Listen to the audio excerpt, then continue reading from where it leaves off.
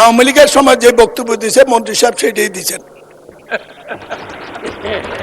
আমি প্রশ্ন করেছি 750 কোটির জায়গায় 17 কোটি টাকা 17,000 কোটি টাকা খরচ হলো বলে শুনছি। আন্ডারপাস কোথায় গেল, ওভারপাস কোথায় গেল, এবং অনুমোদিত ওভারপাসটি কেন হলো না? আরেকটি রাস্তা হলো এখানে ব্যারিকেড দিয়ে রাস্তা বন্ধ করে দিল কুত্তামার্কা নির্বাচনের সময় 14 সালে। 14 সাল থেকে এত লোক মারা গেল, একজন লোকও ক্ষতি পারেন কেন কেন? মন্ত্রী মহোদয় বলছেন ওভারপাস হবে, এক্সপ্রেস হয়ে হবে, এই রবীন্দ্রসঙ্গীত বহু শুনেছি। মানুষ থেকে আমাদেরকে শান্তি মনে মরতে দেন। উনার প্রত্যেকটি কথা সরকার যা সচিবরা যা বলে দিয়েছে, ওই যারা টাকা লুণ্ঠন করেছে তারা শিখিয়ে দিয়েছে, সেটাই উনি বলেছেন। মাননীয় স্পিকার,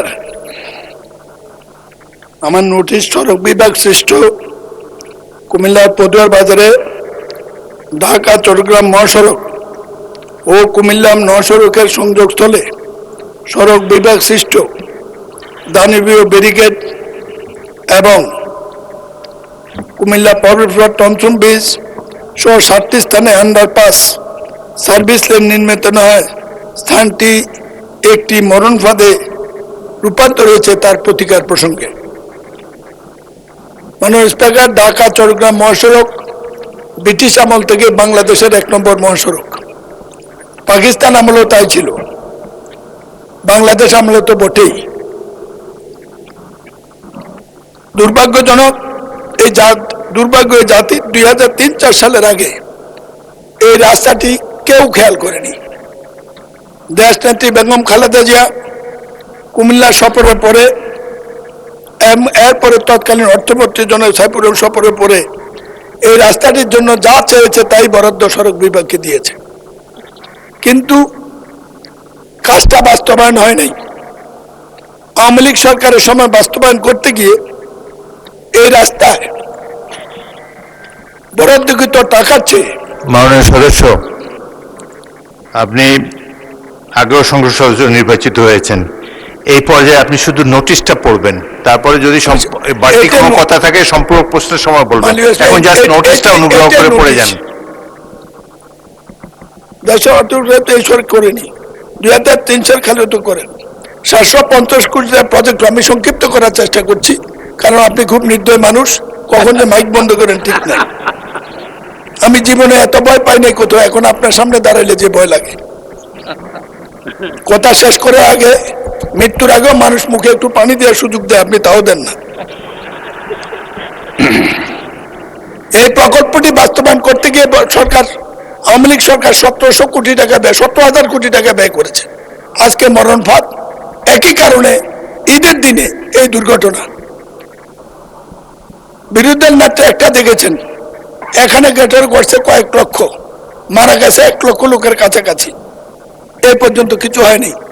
আমাদের নতুন যোগাযোগ মন্ত্রী বা সড়ক সেতু মন্ত্রীর সাথে দেখা হয়েছে, আমার মনে হয় তিনি ব্যাপারটা অনুভব করেছেন, কিন্তু জাতি হিসেবে এটা না দেখলে এই মরণ ফাঁদ থেকে রক্ষা পাওয়া যাবে না। ঢাকা কুমিল্লা মহাসড়ক সমাধানের জন্য ব্রিটিশ আমল থেকে রেল লাইন করতে চেয়েছিল। ধান খেতে রেল লাইন হয়েছে, ঢাকা কুমিল্লা রেল লাইন হয় নাই। ঢাকা কুমিল্লা রেল লাইন হইলে চট্টগ্রামের দূরত্ব কমে, ঢাকাটাই কুমিল্লা চট্টগ্রাম পর্যন্ত চলে যেতে পারে। চট্টগ্রাম থেকে কক্সবাজার রেল লাইন হয়েছে, ঢাকা কুমিল্লা হলে সংযোগ হয়, সংক্ষিপ্ত সময় যায়, এই রেল লাইন সফর হয়। মাননীয় স্পিকার, প্রতিবাদের মুখে গত সরকার সড়ক বিভাগের লোকদেরকে টাকা দিতে চেয়েছিল ক্ষতিপূরণ। পত্রিকা আছে গত পরশু দিনের, 25,000 কোটি টাকা তহবিলে আছে শুনেছি। আমার এলাকার এই 16,000 লোকের মধ্যে যাদের লাশও আমরা পাইনি, ভর্তা পেয়েছি, ভর্তা, তাদের কোনো পরিবারকে 10 টাকাও দেওয়া হয় নাই। একটি অমানবিক মরণ ফাঁদ। 50 বছর যাবত লড়াই করছি, কিছুই করতে পারিনি। আশা ছিল এই সংসদ আসলে কিছু করব।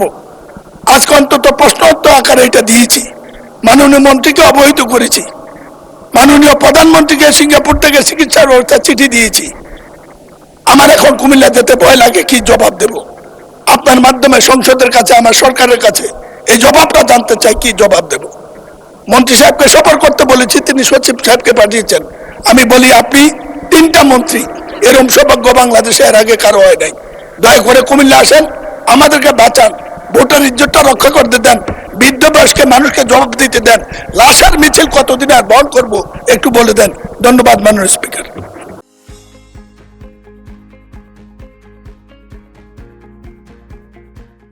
সম্মানিত সংসদ সদস্য যেটি উপস্থাপন করেছেন মহান সংসদে, তার পরিপ্রেক্ষিতে আমি অবগত করতে চাচ্ছি।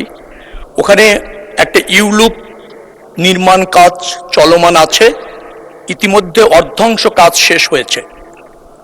এই মুহূর্তে ওই প্রকল্পের ব্যয় বাড়ানোর কোনো সুযোগ নেই, যার ফলে আমরা ভূমি অধিগ্রহণের যে ব্যয় সেটাকে সীমিত করে পূর্ত কাজের ব্যয় আরেকটু বাড়িয়ে যে বাজেট আছে সেটাকে অ্যাডজাস্ট করে এখানকার যে ওভারপাসটা আছে সেটা সম্প্রসারণ করবার জন্য আমলে নিয়ে ইতিমধ্যে নকশা প্রণয়ন করেছি। আমরা মনে করছি এই নকশা অনুসারে এই কাজটি দ্রুততম সময়ের মধ্যে শেষ করতে সক্ষম হব এবং তাতেই ওই জায়গায় যে সমস্যাটা আছে তার একটা স্থায়ী সমাধান হয়ে যাবে। আরেকটি জায়গা এখানে উল্লেখ করা প্রয়োজন বিষয়, ঢাকা চট্টগ্রাম যে মহাসড়ক আছে এটা 10 লেনে উত্তীর্ণ করবার একটা প্রকল্প ইতিমধ্যে ফিজিবিলিটি স্টাডি চলমান রয়েছে। সেখানেও আরও 3টি আন্ডারপাস নির্মাণের পরিকল্পনা সরকার ইতিমধ্যে ওই ফিজিবিলিটি স্টাডির মধ্যে আছে। পাদুয়া বাজারে যে ইউলিপের কথাটা বলা হচ্ছে সেটিকে আবার আমরা ইন্টারসেকশন যেভাবে আছে তার অধীনেও আরও 2টি আপনার আন্ডারপাস নির্মিত হবে, যার ফলে 5টি আন্ডারপাস ওই অঞ্চলে নির্মাণের পরিকল্পনা ইতিমধ্যে সরকার গ্রহণ করছে। দ্রুততম সময়ের মধ্যে বিশদ নকশা আপনার প্রণয়নের কাজ চলছে। আমরা এরপরে ডিপিপি উপস্থাপন করে এই ব্যাপারে যে সমস্যাটা আছে তা সমাধান করতে ইতিমধ্যে পদক্ষেপ গ্রহণ করেছে সরকার। ধন্যবাদ মাননীয় মন্ত্রী। মাননীয় সদস্য জনাব মোহাম্মদ মনিরুল হক চৌধুরী, আপনি এ সম্পর্কে একটি প্রশ্ন করতে পারেন। মাননীয় স্পিকার, যে কোনো সময় সবচেয়ে বেশি হতাশ হলাম। আওয়ামী লীগের সময় যে বক্তব্য দিয়েছে মন্ত্রী সাহেব সেটাই দিচ্ছেন। আমি প্রশ্ন করেছি 750 কোটির জায়গায় 17 কোটি টাকা, 17,000 কোটি টাকা খরচ হলো বলে শুনছি। আন্ডারপাস কোথায় গেল, ওভারপাস কোথায় গেল, এবং অনুমোদিত ওভারপাসটি কেন হলো না? আরেকটি রাস্তা হলো এখানে ব্যারিকেড দিয়ে রাস্তা বন্ধ করে দিল কুত্তামার্কা নির্বাচনের সময় 14 সালে। 14 সাল থেকে এত লোক মারা গেল, একজন লোকও ক্ষতিপূরণ কেন কেন? মন্ত্রী মহোদয় বলছেন ওভারপাস হবে, এক্সপ্রেস হয়ে হবে, এই রবীন্দ্রসঙ্গীত বহু শুনেছি। মানুষ আমাদেরকে শান্তি মনে মরতে দেন। উনার প্রত্যেকটি কথা সরকার সচিবরা যা বলে দিয়েছে, ওই যারা টাকা লুণ্ঠন করেছে তারা শিখিয়ে দিয়েছে, সেটাই উনি বলেছেন। মাননীয় মন্ত্রী প্রশ্ন করেন। প্রশ্ন নাই কোনো? বলছি মাননীয় মন্ত্রী, প্রকল্পটি এর আগের থেকেই বাস্তবায়ন চলমান আছে। আমরা সেখানে কেবলমাত্র নকশা সম্প্রসারণ করে বাজেট অ্যাডজাস্ট করে আমরা কাজ করতে পারছি। আর এখন যে প্রকল্পটি নেওয়া হচ্ছে 10 লেন করবার ক্ষেত্রে ঢাকা চট্টগ্রাম মহাসড়ক, সেখানে কিন্তু ওই অঞ্চলের দুর্ঘটনা, ওই অঞ্চলে যানবাহন চলাচলের ক্ষেত্রে যে শৃঙ্খলা, যে ইন্টারসেকশনগুলি আছে সেটা যাতে প্রচুর যানবাহনকে ম্যানেজ করতে সক্ষম হয়, যেহেতু পদুয়া বাজারের বেশ কিছু আপনার যুক্ত আছে ইন্টারসেকশন, সেটাকে পরিকল্পনা করে আগামী দিনে যে প্রকল্পটা যাচ্ছে সেখানে আছে। অর্থাৎ পূর্ববর্তী সরকারের আমলে যে প্রকল্পটা হয়েছিল সেই প্রকল্প যতটুকু সংশোধন করা দরকার ততটুকু আমরা করতে পারছি, এর বেশি ওই প্রকল্পে করা সম্ভব হচ্ছে না। সরকার নতুন এসেছে, নিশ্চয়ই মাননীয় সংসদ সদস্য তিনি আমাকে এই বিষয়ে জ্ঞাত করেছেন। আমি সেখানে সচিব এবং আমাদের সড়ক ও জনপথ অধিদপ্তরের দায়িত্বশীল কর্মকর্তাদের তাৎক্ষণিকভাবে পাঠিয়েছি। তারা সেখানে সরজমিনে দেখে আসছে, বেশ কিছু পদক্ষেপ আমরা নিচ্ছি। দ্রুততম সময়ের মধ্যে নিশ্চয়ই মাননীয় সংসদ সদস্য দৃশ্যমান কিছু দেখতে পাবেন। মাননীয় মন্ত্রী, এবার আমার প্রশ্ন, আপনি যেসব পদক্ষেপ নিতে যাচ্ছেন এতে কি মাননীয় সদস্য মনিরুল হক চৌধুরীর সমস্যার সমাধান হবে?